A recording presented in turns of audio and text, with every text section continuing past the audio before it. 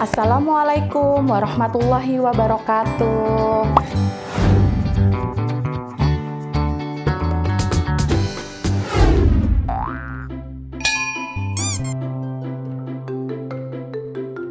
Selamat datang di Putra Dharma Islamic School.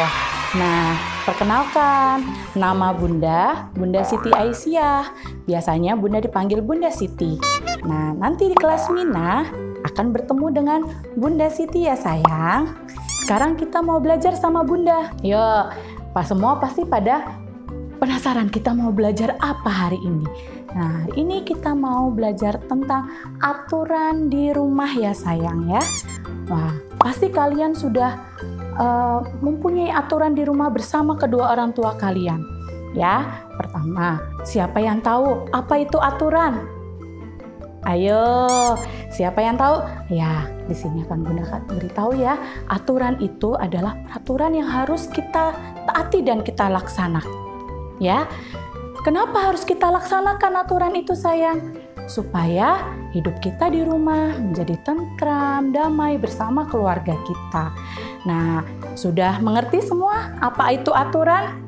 Ya, sekarang Bunda akan memberikan contohnya. Contoh aturan di rumah. Yang pertama, yaitu kita harus selalu menghormati kedua orang tua kita. Kedua orang tua kita harus kita selalu hormati, kita sayangi. Ya sayang. Yang kedua contohnya adalah kalau mau pergi ke sekolah, mau pergi bermain, kita jangan lupa untuk berpamitan kepada orang tua kita supaya orang tua tidak bingung, kemana ya anak-anak Bunda tidak ada. Nah, jadi caranya kita harus berpamitan. Yang ketiga, yaitu jika mama dan papa membutuhkan bantuan kita di rumah, kita harus membantu. Ya sayang ya. Nah, itu adalah contoh aturan di rumah. Bagaimana? Sudah paham anak-anak? Ya, itu Bunda berikan 3 contoh aturannya ya. Nah, yang sekarang adalah manfaat aturan di rumah. Kalau kita sudah punya contohnya, kita harus tahu manfaatnya apa ya. Manfaatnya yaitu yang pertama, kita akan disayang sama kedua orang tua kita. Hidup kita di rumah jadi tentram, jadi damai. Nah, kemudian kalau kita tidak mematuhinya, pasti ada akibatnya. Akibatnya apa? Coba, siapa yang tahu? Ya, akibatnya yang pertama, akan mendapat hukuman dari kedua orang tua kita. Hukumannya apa aja? Biasanya orang tua akan memberikan hukumannya. Misalnya, kita disuruh membantu kedua orang tua kita. Kemudian, kita akan disuruh menghafal Al-Quran. Tidak apa-apa sayang, karena itu adalah hukuman untuk kamu. Kemudian, akibat yang kedua, jika kita tidak mematuhi aturan di rumah, akibatnya hidup di rumah bersama keluarga menjadi tidak tentram, tidak nyaman. Nah, itu yang kedua. Sekarang yang ketiga, yaitu fasilitas yang sudah diberikan kepada orang tua akan diambil kembali. Contohnya apa fasilitas itu? Siapa yang tahu fasilitas itu apa?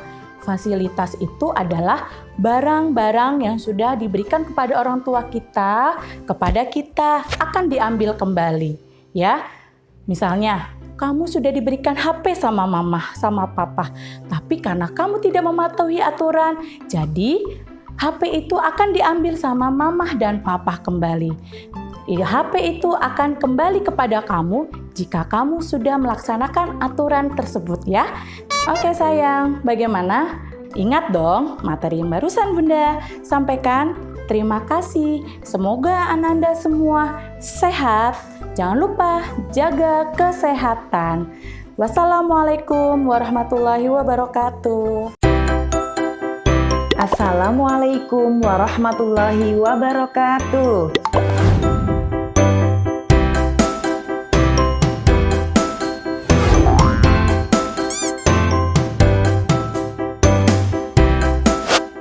Apa kabar anak-anakku sayang kelas Mina SD Islam Putra Dharma Islamic School? Semoga semuanya dalam keadaan sehat walafiat tanpa kurang suatu apapun. Berjumpa kembali dengan Bunda Hosi. Ya, kali ini Bunda Hosi akan memberikan materi tentang simbol-simbol Pancasila dan sikap-sikap yang sesuai dengan sila-sila Pancasila.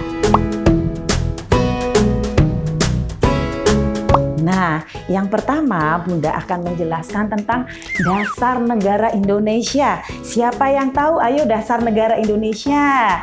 Nah, dasar negara Indonesia kita adalah Pancasila, ya. Pancasila, bisa kan? Pancasila. Nah, sekarang yang kedua Bunda juga akan menjelaskan tentang lambang negara Indonesia. Lambang negara Indonesia adalah Garuda, ya. Garuda, ya. Burung Garuda. Selanjutnya semboyan negara Indonesia. Semboyan bangsa Indonesia. Siapa yang tahu? Pasti kalian sudah ada yang tahu juga ya. Semboyannya adalah Bhinneka Tunggal Ika. Yang artinya walaupun kita berbeda-beda tetapi tetap satu jua. Nah, gimana anak-anak? Paham tidak? Nah, kalau sudah paham, Bunda akan lanjutkan materi selanjutnya yaitu tentang bunyi sila Pancasila beserta lambangnya. Sila pertama, bintang, ketuhanan yang Maha Esa. Kedua, rantai, kemanusiaan yang adil dan beradab.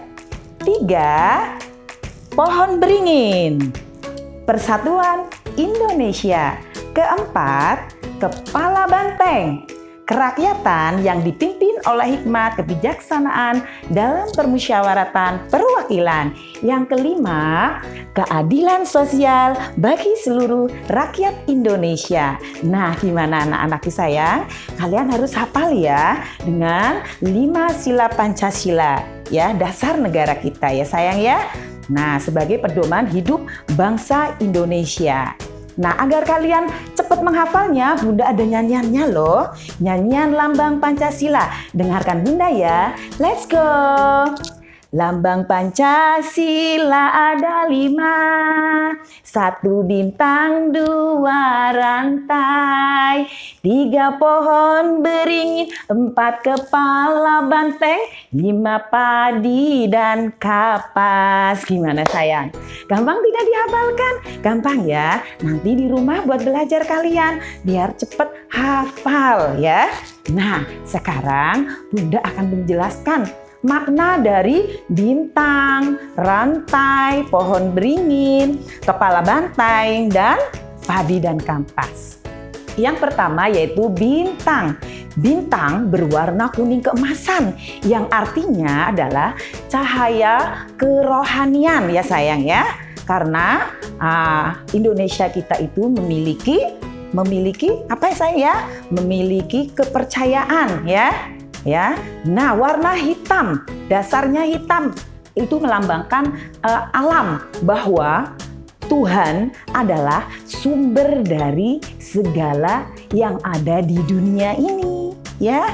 Nah, yang kedua adalah rantai. Rantai bermakna bahwa manusia itu saling membutuhkan satu sama yang lainnya, baik laki-laki maupun perempuan. Ya sayang ya, laki-laki dilambangkan dengan rantai yang bentuk persegi dengan jumlah 8. Dan perempuan dilambangkan dengan rantai lingkaran dengan jumlah 9. Nah, selanjutnya ada pohon beringin. Pohon beringin itu ada akar yang tunggal, yang besar. Itu melambangkan bahwa Indonesia itu memiliki persatuan dan kesatuan yang utuh.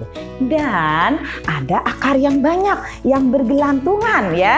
Yang bergelantungan contohnya seperti ini. Itu melambangkan bahwa Indonesia itu memiliki beraneka ragam budaya, suku, agama, dan sebagainya ya sayang.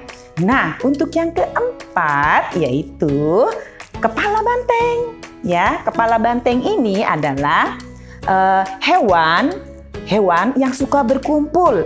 Dia senang berkumpul, bahwa melambangkan manusia itu suka bermusyawarah untuk menyelesaikan segala permasalahannya, ya, dengan menghasilkan keputusan yang mufakat, yang disepakati oleh bersama, ya. Yang selanjutnya yaitu sila kelima, lambangnya padi dan kapas. Padi dan kapas itu adalah bahan pokok, ya, sandang dan pangan kita, kebutuhan pokok kita yang perlu dipenuhi. Nah, kira-kira bagaimana sayang untuk makna dari lambang-lambang Pancasila? Semoga jelas ya. Untuk selanjutnya, Bunda akan menerangkan tentang sikap-sikap yang baik yang mencerminkan sila-sila Pancasila. Yang pertama yaitu melaksanakan ajaran agama kita. Kedua, bertakwa kepada Tuhan yang Maha Esa. Tiga, menghormati agama lain. Menghormati kedua orang tua itu adalah contoh-contoh sila pertama. Nah, contoh sikap yang baik sila kedua Pancasila yaitu saling menolong, saling membantu dengan sesama, ya sayang. Terus bersikap adil, berbuat adil, ya, dengan sesama. Yang ketiga yaitu persatuan Indonesia, contohnya kita cinta tanah air kita, ya. Cinta tanah air kita dengan cara mencintai produk-produk Indonesia, ya. Tidak membanggakan negara lain, dan juga tidak merendahkan negara kita. Tidak boleh ya sayang ya. Kita harus bisa menjaga nama baik negara dan bangsa Indonesia, mengikuti upacara bendera setiap hari Senin ya sayang ya. Oke, dan selanjutnya Bunda akan menjelaskan tentang sikap sila keempat ya. Sila keempat, sikapnya seperti apa sih Bunda? Nah, sila keempat itu suka bermusyawarah untuk menyelesaikan segala permasalahan secara mufakat, ya. Terus kedua, menghormati pendapat orang lain, melaksanakan hasil musyawarah, tidak memaksakan kehendak orang lain atau pendapat kepada orang lain ya sayang ya. Oke, untuk selanjutnya yaitu sila kelima. Sila kelima itu padi dan kapas ya. Nah, sikapnya satu, suka bekerja sama ya. Kedua, hidup hemat, tidak boros, suka menabung. Terus menghargai hasil karya orang lain. Ya sayang ya. Ya, itu contoh-contoh sikap yang baik sesuai dengan sila-sila Pancasila. Kalian juga boleh loh belajar selain yang Bunda ajarkan ini. Cari contoh-contoh yang lainnya di rumah. Boleh belajar bersama ayah, mama di rumah. Kiranya cukup sekian materi dari Bunda. Nah, sampai berjumpa lagi anak-anakku sayang. Kelas Mina SD Islam Putra Dharma. Tetap jaga kesehatan kalian selama pandemi COVID-19 ya sayang ya. Jangan lupa berdoa, sholat 5 waktu. Nah, dari Bunda cukup sekian. Wassalamualaikum warahmatullahi wabarakatuh. Aku adalah aku hanyalah satu. Aku adalah aku, tak ada yang seperti aku. Hai hai hai, assalamualaikum warahmatullahi wabarakatuh.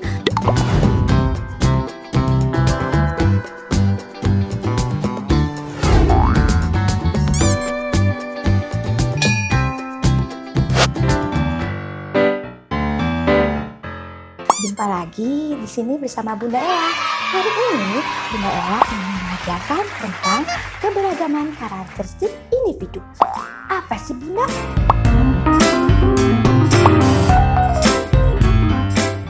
Iya, keberagaman karakteristik adalah berbagai macam karakter seseorang yang ada di lingkungan kita.